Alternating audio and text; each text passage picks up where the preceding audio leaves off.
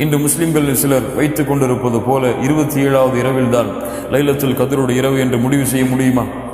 அல்லாஹுவை தவிர அல்லாஹ்வுடைய தூதருக்கு இது அறிவிக்கப்பட்டது எப்போது? இந்த இரவு என்று. அல்லாஹ்வுடைய தூதர் இதை அறிவிப்பதற்காக சஹாபாக்களை சந்தித்த பொழுது 2 சஹாபாக்களுக்கு இடையிலே கருத்து வேறுபாடு பட்டு அவர்கள் வாதித்துக் கொண்டிருந்த பொழுது அல்லாஹ்வுடைய தூதர் ஸல்லல்லாஹு அலைஹி வஸல்லம் அந்த பிரச்சனைகளை தங்களுடைய கவனத்தை செலுத்தினார்கள்.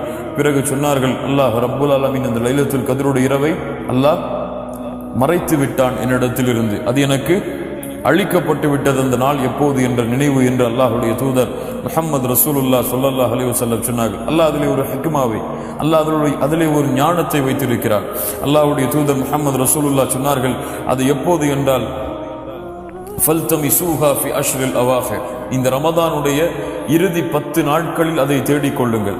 இந்த ரமதானுடைய இறுதி 10 நாட்களில் அதை தேடிக்கொள்ளுங்கள். அல்லாஹ்வுடைய தூதர் ஸல்லல்லாஹு அலைஹி வஸல்லம் இரக்க குணமுடையவர்கள், அருளுடையவர்கள், எம்முடைய நிலைமையை அறிந்தவர்கள். மேலும் அல்லாஹ்வுடைய அருளை கொண்டு அல்லாஹ்வுடைய தூதர் ஸல்லல்லாஹு அலைஹி வஸல்லம் சொன்னார்கள், 10 இரவுகள் அதை விடுங்கள். தஹர்ரவு லைலத்துல் கத்ரி ஃபில் வித்ரி மினல் அஷ்ரில் அவாஹிரி மின் ரமதான். 10 இரவுகளில் உங்களால் தேட முடியவில்லை என்றால் ஒரு குழு உங்களுக்கு இருக்கிறது. இந்த லைலத்துல் கத்ருடைய இரவை அந்த 10 இரவுகளில் வரக்கூடிய வித்ர் ஒற்றைப்படை இரவுகள் 21, 23, 25, 27, 29 இந்த நாட்களிலே நீங்கள் அதை தேடிக்கொள்ளுங்கள்.